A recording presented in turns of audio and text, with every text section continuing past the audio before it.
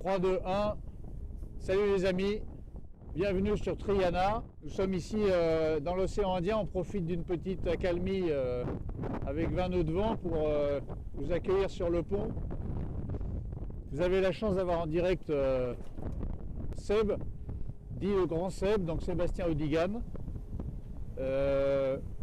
Palmarès exceptionnel puisqu'il est toujours détenteur aujourd'hui du trophée Jules Verne en 40 jours et détenteur également de la traversée de l'Atlantique en 3 jours.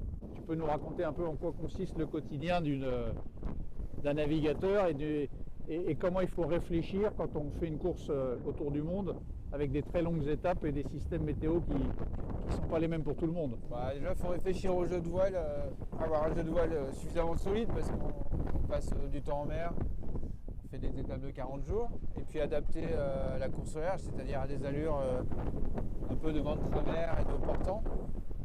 Ce qu'on a réussi à faire, je pense, qui est pas mal, avec la bonne incidence. Et puis après, le quotidien de navigateur, c'est de mettre le curseur en fonction de la force du vent, surtout dans les mers du sud, de ne pas essayer d'éviter les vents très forts. Puis après adapter en fonction de l'équipage aussi, parce que mine de rien, au bout de 15 jours, 3 semaines dans le froid, tout le monde est un peu fatigué. Et des fois il faut savoir lever le pied, parfois on est plus en forme, on peut remettre un peu de toile. Et puis surtout faire attention au bateau. La route est longue, il y a 4 étapes. Et il faut que le bateau arrive en entier à Southampton. Il faut essayer de tenir compte de ça. À la deuxième étape, on a eu la chance d'accueillir une autre légende de la Whitbread.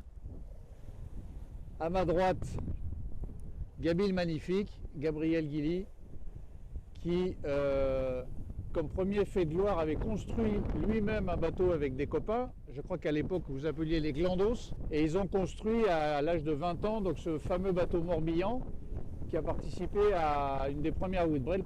Et tu as remis le couvert 10 ans après sur Charles Jourdan avec Alain Gabé. Donc on peut dire que tu es un des plus titrés de la Whitbread. C'est un équipage qui est heureux d'être là et en tout cas pour moi, je dois dire que c'est une grande chance d'avoir ces deux marins qui ont bien voulu nous accompagner et grâce à qui on vit une course extraordinaire.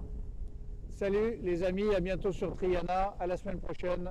Genre, un peu de tout, s'il te plaît. Ah pardon, je suis trop haut, je descends. Un peu, il y a des vagues à prendre.